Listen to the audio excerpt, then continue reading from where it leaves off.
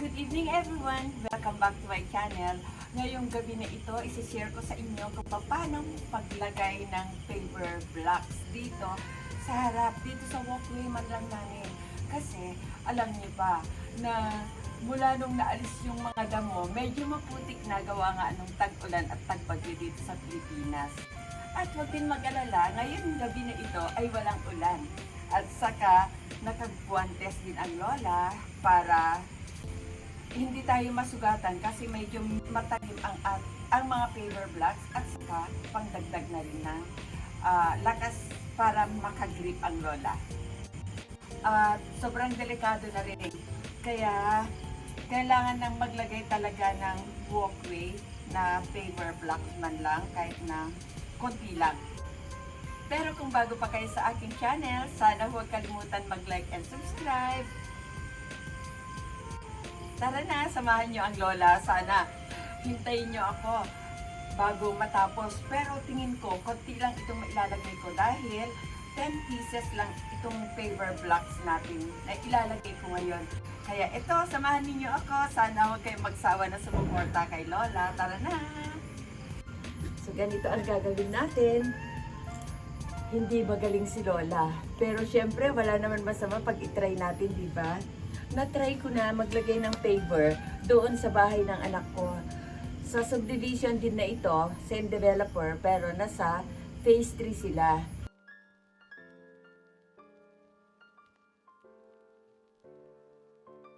Kaya, nasubukan ko na naglagay.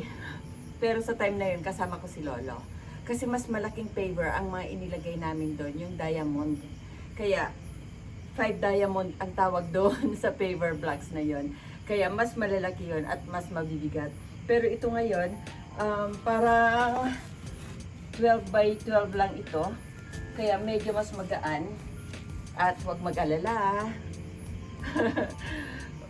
Doble-doble ang guwantes ni lola para mas malakas ang grip natin. At sa kagabi pati, kaya tayo mas malakas ang grip. Okay? Ayan.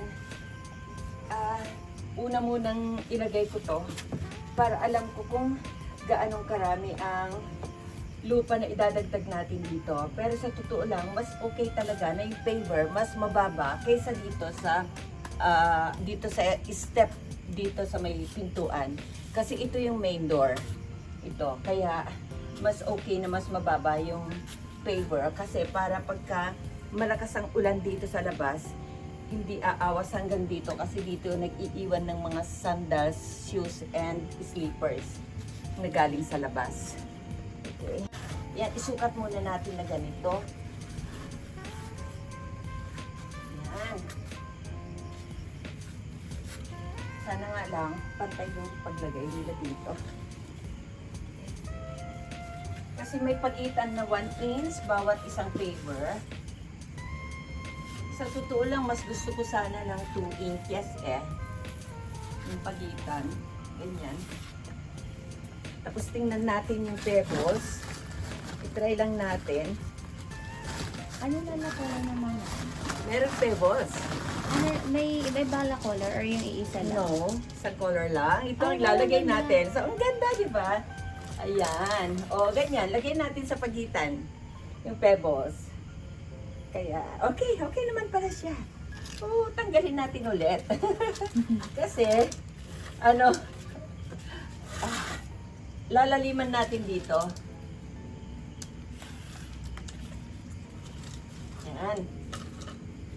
Ayan, ganyan ang ilalagay natin na pebbles para mas maliwanag.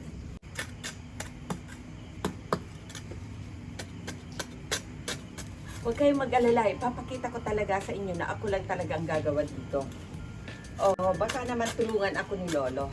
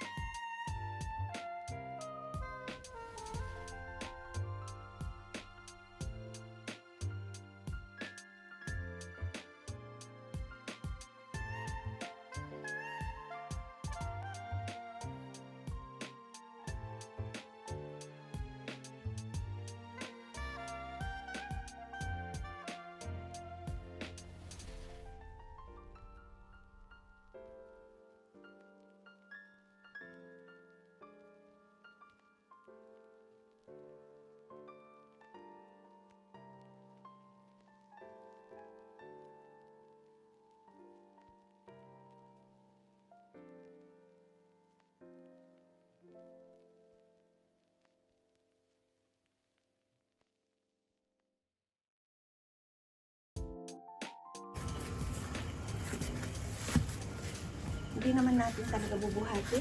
Ginugulong lang natin to kahit hindi bilog. Oh. Wow. Hindi ko kailangan magbungkal dito ah.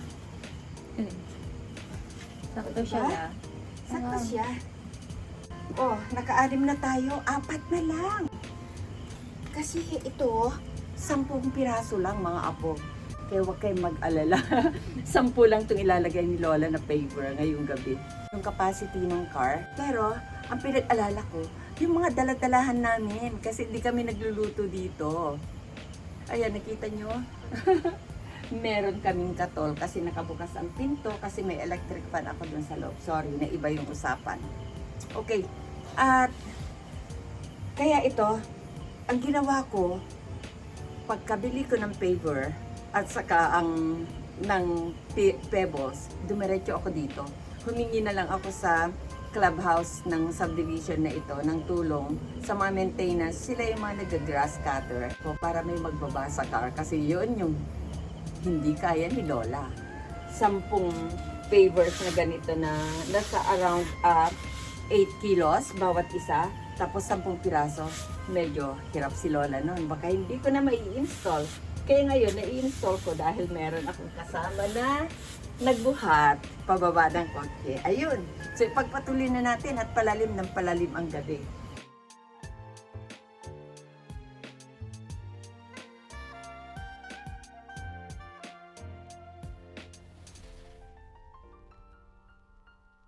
Madali yan magbungkal. Tingnan mo kung nandun pa yung ano mo, yung katol mo. Andito ni... O kuha ka ng ibang katol doon. Meron pa po. Meron pa naman. Apo. Sige. Okay. O, tingnan nyo, meron tayong bago na pangbungkal.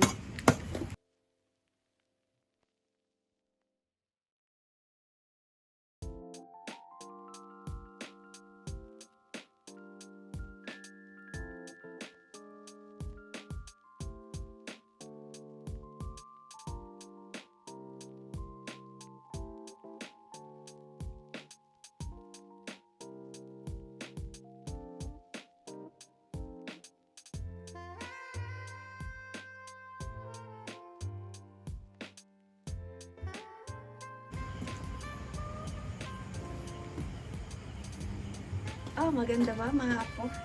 Yan. Ay, Lola, parang hindi pantay yung isa. Pag nalagyan mo ng bato.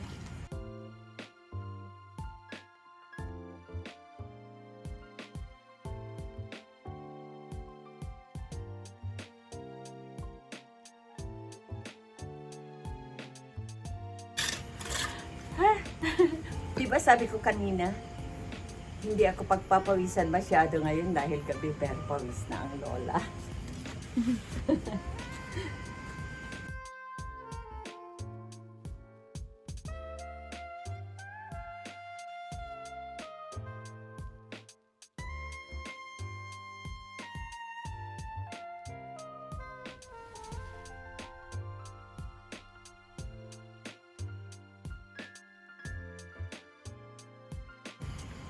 Ayan. Diba ganito lang ang gagawin natin kung gusto natin magtipid? Kahit na hindi nyo na halos maaninag ang mukha ni Lola, nagsasalita pa rin ako. Alam ko naman na, alam nyo pa rin na ako yung nagsasalita na yun. Medyo hingal ang Lola, pero okay lang. Kayang-kaya natin ito mga apo. Ayan. Tapos ilalagay na lang natin yung paver sa gilid na yung mga maliliit. Ay, paper pala natawag dyan? Yeah, Doon paver po sa blocks. malaki. Paver blocks. Ah, paper din. Lahat. Paver. Ah, okay. Pavewalk. Paver. Ganon. Yan. Tapos, ayan, pwede nang tapakan. Dala-dala ko pa yung bangko.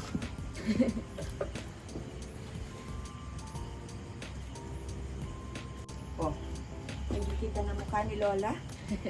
Kasi natatakpan na ng masyadong ang ating mukha. Ayun! Mas kita pala. Yun naman pala apo eh. Pwede palang galawin yung ating yung ilaw na nasa stick. Ah! Ay, Okay. Ayan. Ang galing ni Lola. Ay, pinuri mag-isa. Pinuri niya ang sarili niya.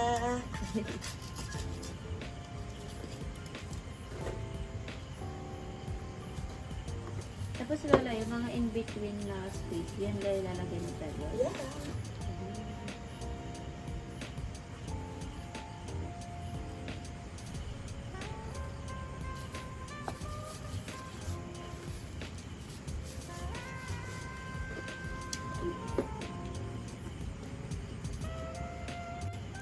Hindi man lang umabot.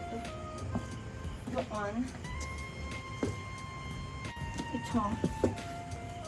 Ay, ayun, tapos na tayo maglagay ng 10 na 12 by 12 paper blocks.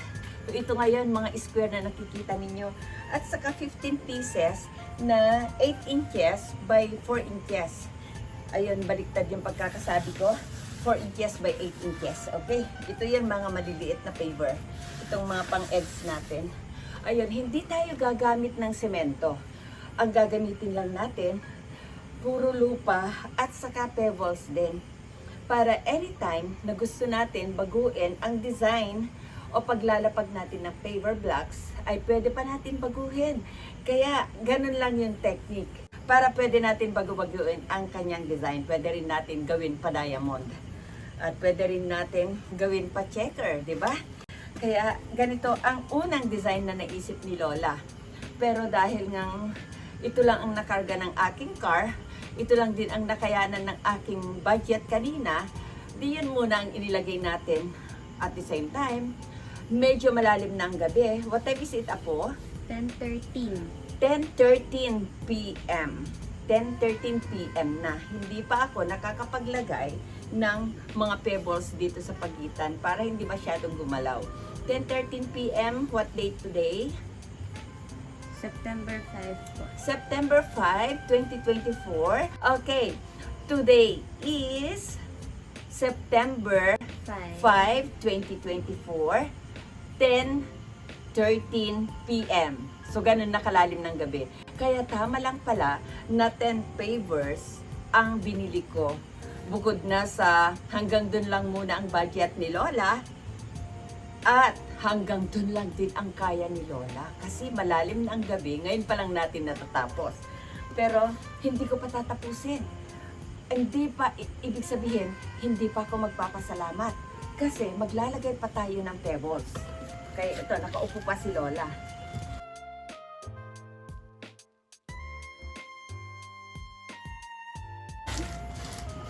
Sa totoo lang, patio ang gusto kong gawin. Pero kung patio, medyo maluwag konti ito. Medyo masikip-sikip pa sa budget si Lola kung patio. Kaya walkway muna. Mas importante ang walkway. Gawa nga nung tag-ulan dito sa Pilipinas ngayon, ay maputik, madulas.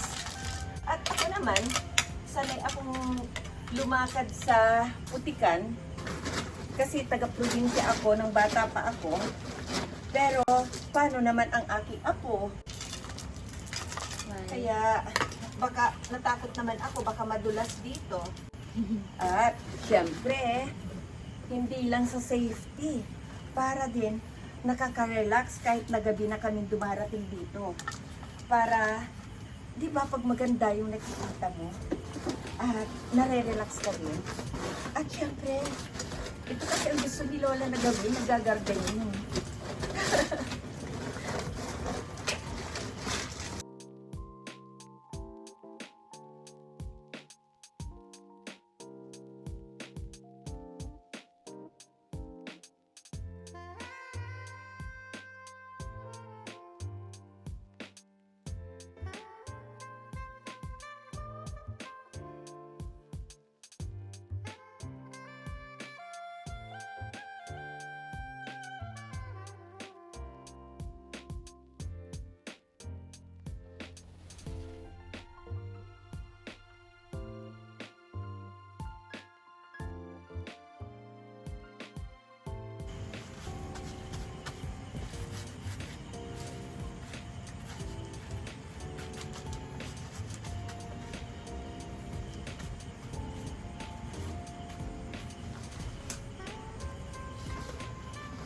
Ayan. Ay, ang saya ko naman.